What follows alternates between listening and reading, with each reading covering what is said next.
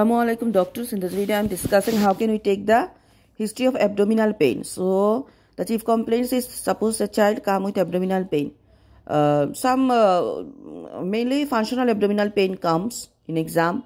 There is diabetic ketoacidosis can become decay. There is polyuria, polydipsia, and Kussmaul breathing. These features we find, and also UTI, cystitis.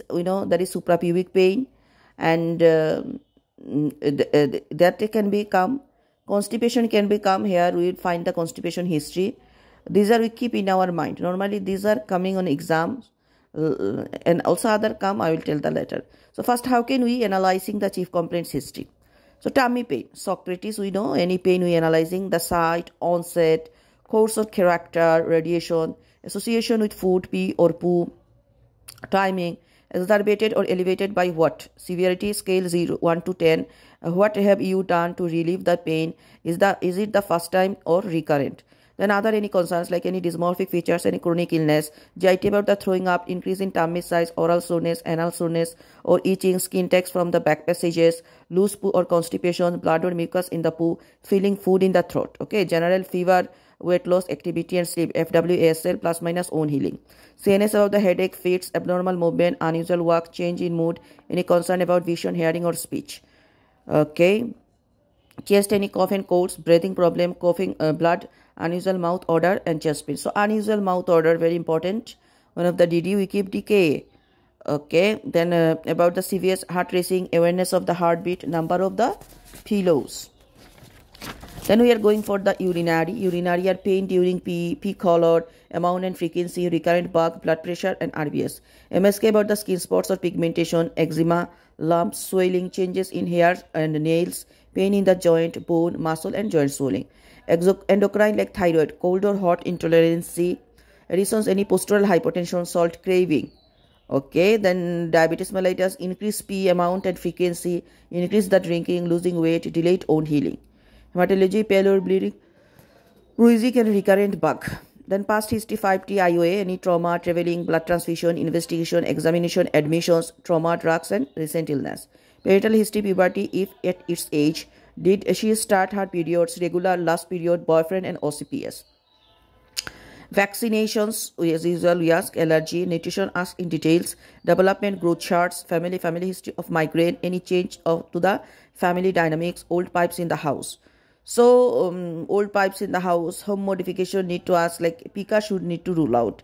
Old dead pipe in home, very important. And social, school and psychological, child has any psychiatric problems, was he isolated, bullying at the schools, bad events.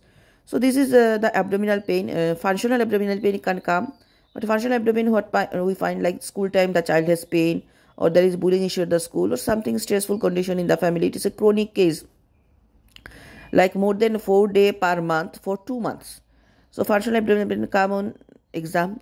Some acute and surgical I am not going to tell, not come on our exam, but medical like gastroesophageal reflux disease, gastritis, gastroenteritis, celiac features we find that celiac tail, cow's milk protein allergy, that's also on the DD, food allergy, IBD, mesenteric retinitis, constipation, UTI, that is cystitis and pyelonephritis, hemolytic uremic syndrome, pneumonia, sickle cell anemia, sickle cell disease, pancreatitis, peritonitis, anoscoline purpura, decay, familial Mediterranean fever, abdominal migraine, school avoidance. These are the keep on acute conditions, medical conditions, and chronic are we know functional abdominal pain, IBD, IBS, celiac, CMPA, food allergy, lactose intolerance, peptic ulcer disease, Helicobacter pylori, parasitic infestations, abdominal migraine, abdominal epilepsy, cystic fibrosis. So this is the history. How can we take the abdominal pain history? When you take abdominal pain history, there are some red flags we keep in our mind. This is very important. So red flags of the chronic abdominal pain. First of all, persistent vomiting. So the child has vomiting or not, persistent vomiting. Then family history of any IBD, celiac disease, peptic ulcer disease. So these are, remember, IBD, celiac and peptic ulcer disease. Dysphagia, difficulty in swallowing. Then pain on swallowing. Then GI blood loss. Is there any blood loss occur? That is also you need to ask. Nocturnal diarrhea, arthritis, perianal disease, weight loss or reduced linear growth, velocity and fever. So in history we will give that is there any rash, any joint involvement, what about the anal area, very important we ask, weight loss, any failure to thrive present or not, fever, then any swallowing problem, any chronic condition present or not in family also had, and vomiting present, GIT blood loss present. These we will search in chronic abdominal. These are the organic cause features. If nothing present, then we go the functional abdominal pain. Thank you.